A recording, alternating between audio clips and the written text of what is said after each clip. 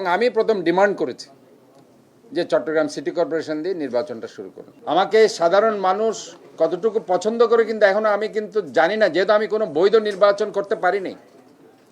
যে নির্বাচনগুলো আমি করেছি 2018 এবং 21 সালে, প্রতিটা নির্বাচন আমাকে জোর করে হারিয়ে দেওয়া হয়েছে। ইভেন মঞ্জুরুল আলম মঞ্জু সাহেব যদি করতে চাই করুক, সাদিক কাইয়ুম যদি আসতে চাই করুক, এর চাইতে যদি আরও কোনো ভালো ক্যান্ডিডেট থাকে বাংলাদেশে, তারাও এসে চট্টগ্রামে নির্বাচন করুক। এই জায়গায় সামনের যে নির্বাচন, সেই নির্বাচনকে কেন্দ্র করে একটা ফায়দা লুটার জন্য এবং এই ধরনের ঘোলা পানিতে মাছ শিকার করার জন্য তারা এই কাজগুলো করছে।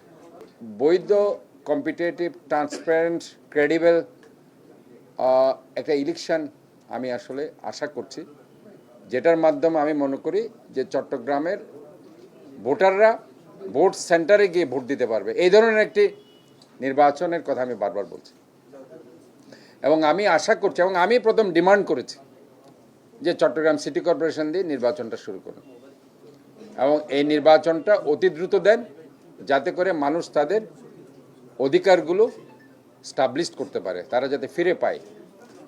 কারণ আমিও ব্যক্তিগতভাবে অনেকবার আপনাদেরকে বলেছি যে আমি 40 বছর ধরে রাজনীতি করছি।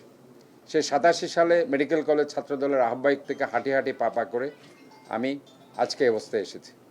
একদম তৃণমূল থেকে একটা ওয়ার্ডের সদস্য থেকে শুরু করে বিএনপির একটা থানার সদস্য সচিব, থানার সাধারণ সম্পাদক, একটা থানার সভাপতি, মহানগরের জয়েন্ট কনভেনার, মহানগরের সেক্রেটারি, মহানগরের প্রেসিডেন্ট, মহানগরের আহ্বায়ক, কেন্দ্রীয় অর্গানাইজিং সেক্রেটারি। কাজে আমি একদম ছাত্রদল থেকে রুট লেভেল থেকে শুরু করে আজকে অবস্থায় এসেছি। কাজে ইভেন এর বাইরেও আমি আবার পেশাজীবী রাজনীতি করেছি। আপনারা জানেন আমি বাংলাদেশ মেডিকেল অ্যাসোসিয়েশনের নির্বাচিত 3বার জয়েন্ট সেক্রেটারি। আমি একবার ভারপ্রাপ্ত সেক্রেটারি হিসেবে জেনারেলের কাজ করেছি। আমি চট্টগ্রাম জেলা রেড ক্রিসেন্টের 8 বছর 2001 থেকে 8 পর্যন্ত চেয়ারম্যান ছিলাম। আমি ডক্টর অ্যাসোসিয়েশন বাংলাদেশের প্রতিষ্ঠাতা সেক্রেটারি।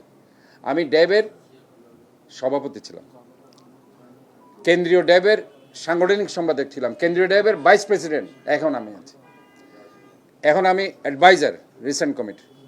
কাজে এই যে আমার রাজনৈতিক যে কেরিয়ার এবং আমার যে পেশাজীবী কেরিয়ার, এই জায়গায় এসে আমি এখনো পর্যন্ত আমার ভোট কতটুকু আছে, আমাকে সাধারণ মানুষ কতটুকু পছন্দ করে কিন্তু এখনো আমি কিন্তু জানি না, যেহেতু আমি কোনো বৈধ নির্বাচন করতে পারিনি। যে নির্বাচনগুলো আমি করেছি 2018 এবং 21 সালে, প্রতিটা নির্বাচন আমাকে জোর করে হারিয়ে দেওয়া হয়েছে। 18 সালে আমাকে জেলে দেওয়া হয়েছে, নির্বাচনের সময় আমাকে ঢাকা থেকে অ্যারেস্ট করে কাশিমপুর কারাগারে আমাকে নিয়ে গেছে এবং 3 থেকে 4 মাস জেলে ছিলাম। এই 21 সালেও আপনারা দেখেন আমার সমস্ত কর্মীদের গ্রেপ্তার করেছে, এজেন্টদের গ্রেপ্তার করেছে, মারধর করেছে, ইভেন মেয়েদেরকে পর্যন্ত মেরে বের করে দেওয়া হয়েছে। তো সেই অবস্থায় মানুষ ভোট দিতে পারেনি। এই নির্বাচনগুলো নির্যাতনে পরিণত হয়েছিল, যার কারণেই কিন্তু আমি বারবার বলেছি আমার এই নির্বাচনটা দরকার এবং এই নির্বাচনটা দ্রুত দিন। আমি 29 সাল পর্যন্ত থাকতে চাই না। আমি চাই যে সবাই যার যার ইচ্ছা আছে এই নির্বাচনে তারা কম্পিট করুক, যাদের ইচ্ছা আছে। আমি আগেও বলেছি ইভেন মঞ্জুরুল আলম মঞ্জু সাহেব যদি করতে চাই করুক, সাদিক কাইয়ুম যদি আসতে চাই করুক, এর চাইতে যদি আরও কোনো ভালো ক্যান্ডিডেট থাকে বাংলাদেশে, তারাও এসে চট্টগ্রামে নির্বাচন করুক। আমি সবাইকে স্বাগত জানাতে চাই এবং এই নির্বাচনটা আমি চাই যেভাবে 12ই ফেব্রুয়ারির নির্বাচন হয়েছে, মানুষ ভোট দিতে পেরেছে, তাদের গণতান্ত্রিক অধিকার তারা প্রকাশ করতে পেরেছে। ভোট সেন্টারে গিয়ে আমার ভোট আমি দেব, যাকে খুশি তাকে দিব, এই উচ্ছ্বাসটা প্রকাশ করে সেখানে একটা উৎসবমুখর পরিবেশ সৃষ্টি করতে পেরেছে।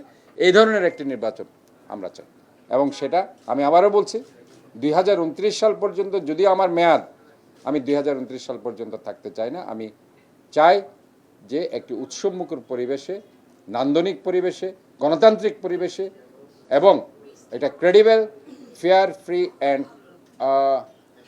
কম্পিটিটিভ ইলেকশন, যেটার জন্য আমি অনেক বছর ধরে অপেক্ষা করছি। ধন্যবাদ আপনাকে। সাদত ভাই, মানে আপনারা তো এনসিপি যারা বা বৈষম্য বিরোধীর কথা বলছেন, আপনারা ওরা সবাই মিলে কাঁধে কাঁধ মিলিয়ে কিন্তু জুলাই আন্দোলন করেন। এখন কেন আসলে বিরোধীটা, কেন, কি মনে করছেন? এখন আসলে এইটাই তো বলছি, মূল হচ্ছে ইলেকশন। ইলেকশনকে একটু আগে তো আপনারা বলেছেন, আসলে মূল হচ্ছে সামনে নির্বাচন। আমি যেহেতু এখন তো যেহেতু জাতীয় ইলেকশন শেষ, স্থানীয় সরকার ইলেকশন, স্থানীয় সরকারি ইলেকশনে তারা সবাই জানে ক্যান্ডিডেট আমি, যার কারণে আপনারা দেখেছেন সাম্প্রতিক সময়ে একটা বন্যা হয়েছে, সাম্প্রতিক সময়ে একটা ভারী ভারী বর্ষণ হয়েছে এবং বৈশাখী বৃষ্টি হয়েছে। এটা নিয়ে কি পরিমাণ রাজনীতি হয়েছে আপনারা দেখেছেন। সেখানে কিভাবে তারা মানে এটাকে নিয়ে কিভাবে একটা 60 বর্গ মাইলের শহর চট্টগ্রাম সিটি সেটাকে 60 বর্গফুটের মধ্যে সীমাবদ্ধ করে ফেলেছে। তো এগুলি শুধুমাত্র হয়েছে নির্বাচন কেন্দ্রিক, যে তারা যে কোনো জায়গায় তারা দোষ খুঁজে পায়, অথচ দেখা যাচ্ছে ওইটা দোষ না আর কি। তারপরে তারা দোষ খুঁজে, তারা এইখানে যেটা গতকালকে ঘটনা হয়েছে এটা অলরেডি আমি স্টেটমেন্টও দিয়েছি এবং আমার সাথে এখানে তারা কথাও বলেছে।